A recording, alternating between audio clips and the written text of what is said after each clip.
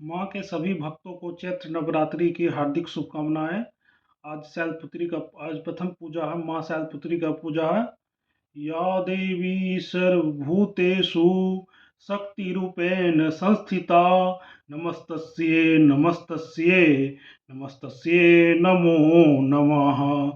प्रथमं च शैलपुत्री, द्वितीये च ब्रह्मचारिणी, तृतीये च चंद्रघंटेति, चौथमी च कुष्मांडेति, पंचम च स्कंदमाता, छठम च कात्यायनी, सप्तमं च कालरात्रि, अष्टम च महागौरी, नवम च सिद्धात्री, नवदुर्गा प्रकीर्तिता, महाकाली महालक्ष्मी महासरस्वती माँ दुर्गाये नमः। महाकाली महालक्ष्मी महासरस्वती माँ दुर्गाये नमः। महाकाली महालक्ष्मी महासरस्वती माँ दुर्गाये नमः। जय शैलपुत्री माता, जय माँ। ओम गणपताय नमः। ओम श्री गणेशाय नमः। ओम श्री दुर्गा देव्ये नमः। ओम श्रीमद्देवी भागवत महापुराण प्रारंभ द्वितीय खंडः।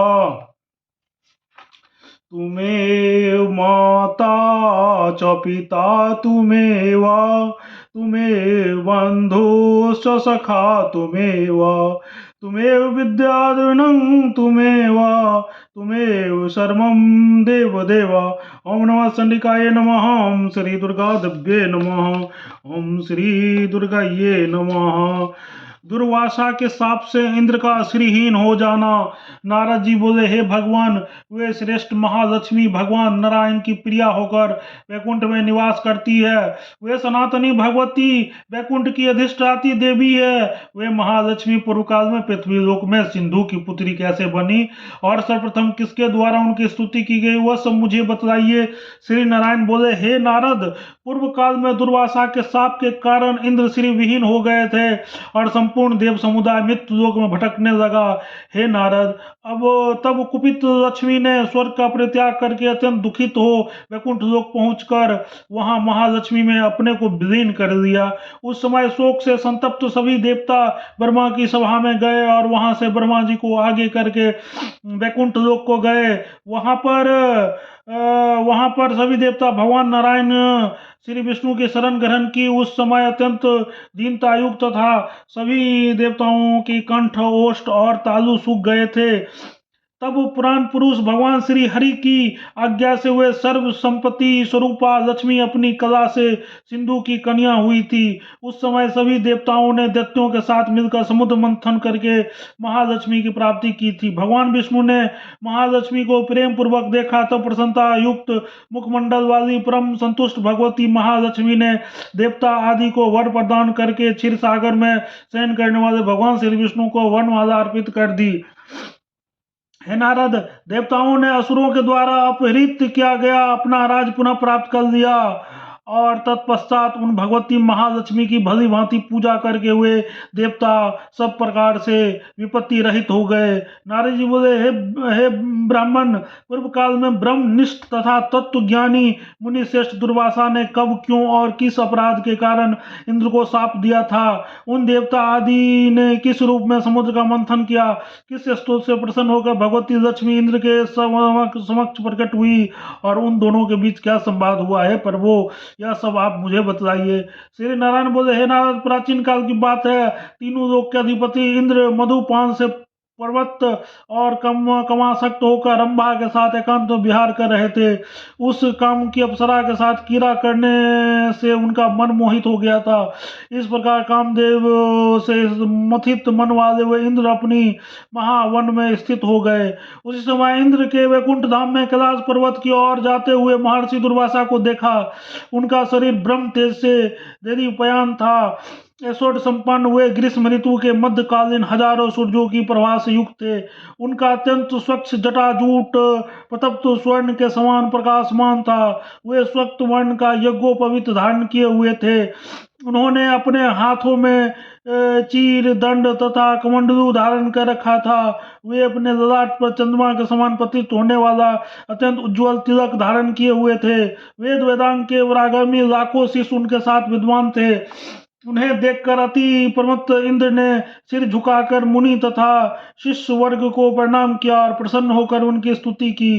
तब शिष्यों सहित मुनि दुर्वासा ने इंद्र को शुभाशीर्वाद दिया तथा साथ ही उन्होंने भगवान विष्णु द्वारा प्रदत्त परम मनोहर परिजात पुष्प भी उन्हें समर्पित किया। तब बुढ़ापा, रोग, मृत्यु तथा शोक का नाश करने वाले तथा मोक्ष प्रदान करने वाले उस पुष्प की लेकर राज संपदा से मदोन्मत्त इंद्र ने उस ऐरावत हाथी के मस्तक पर फेंक दिया।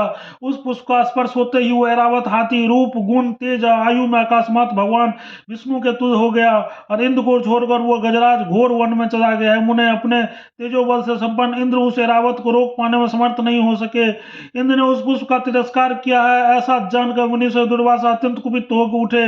रोष में आकर उन्होंने साप देते हुए कहने लगे, मुनि बोले, हे राज श्री के अभिमान में प्रमत्त होकर तुम मेरा अपमान क्यों कर रहे हो? मेरे द्वारा दिए गए पुष्पों को तुमने गर्वित होकर हाथी के मस्तक पर फेंक दिया है। श्री विष्णु को समर्पित किए हुए नवेद के फल और जल से प्राप्त होते ही उनका उपभोग कर लेना चाहिए। उनका त्याग करने से वो ब्रह्म हत्या के पाप का भागी होता है। जो मनुष्य सौभाग्य से प्राप्त हुए भगवान विष्णु के पावन नवेद को त्याग करता है वो श्री, बुद्धि तथा राज इन सब से वंचित हो जाता है। जो भक्त श्री विष्णु के लिए अर्पित किए गए नवेद को पाते ही उसे ग्रहण कर लेता है वो अपने 100 पूर्वजों के द्वारा उद्धार करके स्वयं जीवन मुक्त हो जाता है। जो मनुष्य प्रतिदिन भगवान श्री हरि के नवेद को ग्रहण करके उन्हें प्रणाम करता है तथा भक्तिपूर्वक उनका पूजन तथा सेवन करता है वो भगवान विष्णु के समान हो जाता है। मूर्ख, उसका स्पर्श करके चलने वाली वायु का संयोग पाकर तीर्थ समुदाय शीघ्र ही शुद्ध हो जाता और उसकी चरण रज से पृथ्वी शीघ्र ही पवित्र हो जाती है। भगवान श्री हरि को भोग न लगाया हुआ अन्न व्यभिचारिणी स्त्री, पति पुत्रहीन स्त्री तथा शूद्र के सदा अन्न के समान व्यर्थ होता है और वो मांस भक्षण के समान है। शिवलिंग में किया अर्पण किया हुआ अन्न शूद्रों के यहाँ यजन करने वाले ब्राह्मण के द्वारा प्रदत्त अन्न, चिकित्सा वृत्ति में लगे ब्राह्मण का अन्न, देवल कन्या विक्रय की तथा वेश्याओं की वृत्ति पर आश्रित रहने वाले पुरुषों को अन्न, उच्छिष्ट वासी तथा सबके भोजन कर लेने पर बचा हुआ अन्न, शूद्रपति द्विज, वृषवाही द्विज, दीक्षाहीन द्विज, सब दाही, अगम्य स्त्री के साथ गमन करने वाला द्विज, मित्रद्रोही, विश्वासघातनी, कृतघ्न तथा झूठी गवाही देने वाले और ये तीर्थ प्रतिग्राही ब्राह्मणों का अन्न ग्रहण करने वाले ये सब भी भगवान विष्णु को नवेद भक्षण करने से शुद्ध हो जाते हैं। यदि चंडाल भी भगवान विष्णु की उपासना करता है तो अपनी करोड़ों पीढ़ियों को उद्धार कर देता है। भगवान श्री हरि की भक्ति न करने वाला मनुष्य स्वयं अपनी भी रक्षा करने में असमर्थ रहता है। यदि कोई मनुष्य अनजान में श्री विष्णु का नवेद ग्रहण कर लेता है और अपने 7 जन्मों से अर्जित पापों से मुक्त हो जाता है, इसमें संदेह नहीं है। जो ज्ञान पूर्वक भक्ति के साथ भगवान विष्णु का नवेद ग्रहण करता है वो तो करोड़ों जन्मों से अर्जित पापों से मुक्त हो जाता है, यह निश्चित है। हे इंद्र, तुमने जो विमानवश इस पराजित पुष्प को हाथी मस्तक पर फेंका दिया है, इस अपराध के कारण लक्ष्मी जी तुम लोगों को परित्याग करके भगवान श्री हरि के लोक में चली जाएं। मैं नारायण भक्त हूँ, मैं देवता ब्रह्मा काल मृत्यु जरा से भी भयभीत नहीं होता, तो फिर अन्य किन लोगों की गिनती करूं? हे इंद्र, तुम्हारे पिता प्रजापति कश्यप, गुरु बृहस्पति मुझे निशंका का क्या कर देंगे? यह पराजित पुष्प जिसके सिर पर रहता उसी की पूजा श्रेष्ठ मानी जाती है। यह सुनकर देवराज इंद्र मुनि दुर्वासा के चरण पकड़कर शोक संतप्त तथा भय से व्याकुल हो उच्च स्वर में रोने लगे और कहने लगे। महेंद्र बोले, हे प्रभु, आपने मुझे अत्यंत उचित शाप दिया है क्योंकि यह माया नाश कर देने वाला है। मैं अपने अपहृत संपत्ति का याचना नहीं कर रहा हूँ, आप मुझे कुछ ज्ञानोपदेश दीजिए। और क्योंकि यह लौकिक ऐश्वर्य संपत्ति विपत्तियों का बीज स्वरूप है, ज्ञान का आच्छादन कर देने वाला है, मुक्ति मार्ग का कुठार है तथा भक्ति में व्याध्यान उत्पन्न करने वाला है। मुनि बोले, ये सोचमय जन्म मृत्यु जरा शोक और रोग के बीच महान अंकुर है। संपत्ति के घोर अंधकार में अंधा बना हुआ मानव मुक्ति का मार्ग नहीं देख पाता है। इंद्र, जो मूर्ख संपत्ति के उन्मत्त है उसको वास्तव में मदिरापान सभी प्रमत्त समझना चाहिए। बंधु बांधव उसे बंधु समझकर सदा घेरे रहते हैं।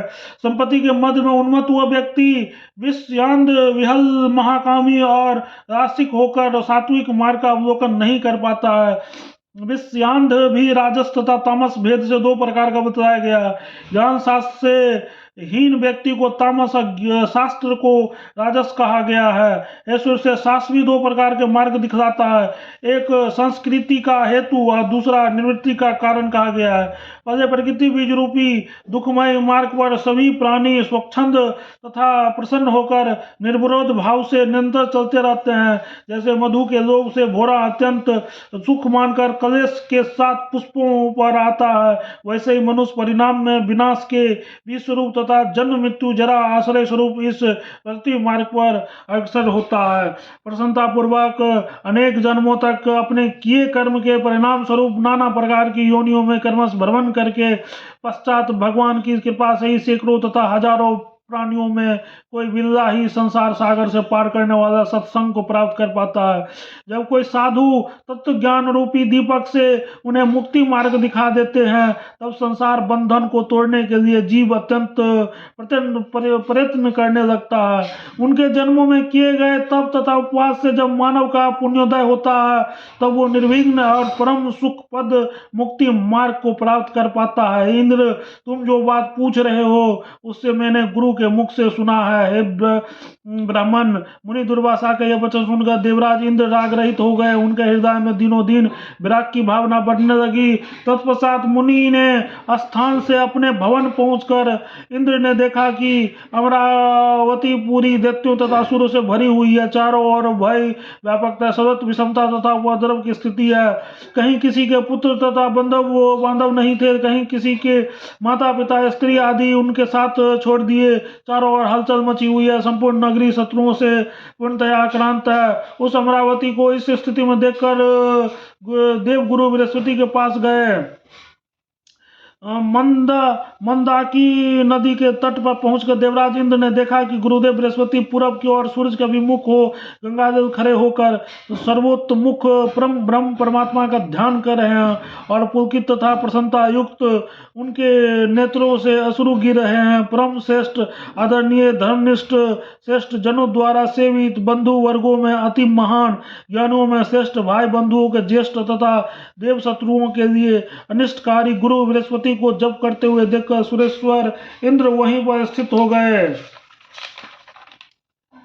एक प्रहार के बाद गुरु को ध्यान में उपरत देकर इंद्र ने उन्हें प्रणाम किया। तत्पश्चात उनके चरण कमल में मस्तक झुकाकर इंद्र उच्च स्वर में बार बार विलाप करने लगा। देवराज इंद्र ने गुरु बृहस्पति से दुर्वासा के द्वारा प्रदत्त साप आदि के संबंधित सारा वृत्तांत, वर की उपलब्धि, दुर्वासा से अत्यंत दुर्लभ ज्ञान की प्राप्ति, शत्रुओं से आक्रांत अपनी नगरी के विषय में सभी बातें कर्मश कही। अपने शिष्य इंद्र की बात सुनकर क्रोध से लाल नेत्र वाले परम बुद्धिमान तथा वक्ताओं में श्रेष्ठ बृहस्पति इस प्रकार करने लगे। गुरु बोले, हे सुरश्रेष्ठ, मैंने सब कुछ सुन लिया, मत रो, मेरी बात सुनो। नीतिज्ञ पुरुष विपत्ति काल में कभी भी घबराता नहीं है, क्योंकि संपत्ति अथवा विपत्ति नश्वर है। ये दोनों ही श्रम साध्य है। संपत्ति अथवा विपत्ति अपने पूर्व जन्म में किए गए कर्म का फल है और उन्हीं का अधीन होकर कर्ता को स्वयं फल भोगना पड़ता है। संपूर्ण प्राणियों के लिए प्रत्येक जन्म में यही स्थित है, जो चक्रमंडल की भांति निरंतर आती जाती रहती है। अतः इस विषय में चिंता की क्या आवश्यकता है। ऐसा कहा गया है कि संपूर्ण भारत में अपने द्वारा किए गए कर्म का फल भोगना ही पड़ता है। अशुभ अथवा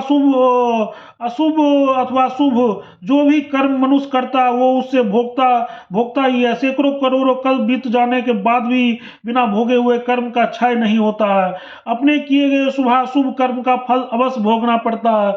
ऐसा परमात्मा श्री कृष्ण ने ब्रह्मा जी को संबोधित करके सामदेव की शाखा में कहे हैं। किए हुए संपूर्ण कर्मों के भोग शेष रह जाने पर उन प्राणियों का कर्मानुसार भारत वर्ष में अथवा अन्यत्र जन्म होता है। प्राणी कर्म से ही ब्रह्म शाप, कर्म से ही शुभाशीर्वाद, कर्म से ही महालक्ष्मी और कर्म से ही दरिद्रता प्राप्त करता है। पुरंदर, करोड़ों जन्मों संचित कर्म प्राणी के पीछे उसी की छाया की भांति लगे रहते हैं और वह बिना भोगे हुए उस प्राणी को नहीं छोड़ता है। काल, देश और पात्र के भेद से कर्मों के न्यूनाधिक भाव हुआ ही करता है। साधारण समय में दान में दी गई वस्तुओं का साधारण फल होता है। यदि किसी विशेष पुण्य दिन में कोई वस्तु दान दी जाती है तो उसका फल साधारण दिन की अपेक्षा करोड़ों गुना, उससे भी अधिक या असंख्य गुना प्राप्त होता है। उसी प्रकार है इंद्रदेव साधारण स्थान में दान में की गई वस्तु का साधारण पुण्य होता है, किंतु देश भेद के अनुसार किसी विशेष स्थान में दान का फल करोड़ों गुना या उससे भी अधिक संख्या गुना होता है। साधारण पात्रों को दान करने पर उन वस्तुओं का दान करने वाले को उसका साधारण पुण्य मिलता है, किंतु किसी विशेष पात्र को दान देने से उसकी अपेक्षा 100 गुना या उससे अधिक असंख्य गुना पुण्य होता है। जो क्षेत्र भेद से भिन्न भिन्न खेतों में बीज बोने पर किसानों के लिए कम या अधिक धान उत्पन्न होते हैं, वैसे ही पात्र भेद से दान देने पर दाता न्यूनाधिक फल प्राप्त करते हैं। समान दिन में ब्राह्मण को दिए हुए दान का समान फल होता है, किंतु अमावस्या अथवा सूर्य क्रांति को दान देने से 100 गुना फल प्राप्त होता है। और चतुर्मास में तथा पूर्णिमा के तिथियों को दिए गए दान का अनंत फल प्राप्त होता है। चंद्र ग्रहण के अवसर पर दान देने से करोड़ गुना फल प्राप्त होता है तथा सूर्य ग्रहण के समय पर दिए गए दान का फल उससे भी 10 गुना अधिक होता है। अक्षय तृतीया को दिया गया दान अक्षय होता है और उसका अनंत फल कहा गया है। इसी प्रकार अन्य पवन दिनों में भी फलों का अधिकता हो जाती है। जिस प्रकार दान में फल में अधिक हो जाता है, उसी प्रकार स्नान जप तथा अन्य पुण्य कर्मों में भी होता है। मनुष्यों के लिए कर्म फल के विषय में इस प्रकार सर्वत्र समझना चाहिए। जिस प्रकार पृथ्वी लोक में कुंभकार दंड चक्र शराब और भ्रमण के द्वारा मिट्टी से कुंभ का निर्माण करता है, उसी प्रकार विधाता कर्म सूत्र से प्राणियों को फल प्रदान करते हैं। अतः हे देवराज, जिनकी आज्ञा से इस जगत की सृष्टि हुई है, उन भगवान नारायण की आप आराधना कीजिए। वे भगवान नारायण त्रिलोक में विधाता से भी विधाता, पालन करने वाले भी पालक, सृष्टि करने वाले भी स्पर्शा, संहार करने वाले भी संहार और काल के भी काल है। जो मनुष्य संसार में घोर विपत्ति के समय भगवान मधुसूदन का स्मरण करता है, उसके लिए उस विपत्ति में भी संपत्ति उत्पन्न हो जाती है, ऐसा भगवान शंकर ने कहा है। नारद, ऐसा कहकर तत्व ज्ञानी बृहस्पति ने देवराज इंद्र को हृदय से जगाकर तथा सुभाषित देकर उन्हें अभिष्ट बात समझा दी। इति श्रीमद्देवी भागवत महापुराण संहितायां नवम स्कंधे लक्ष्मी उत्पत्ति वर्णन नाम 44वां अध्याय। ओम तत्सत। प्रेम से बोलो जगत जननी जगदम्बा माता की जय। जय दुर्गा महारानी। जय माता दी।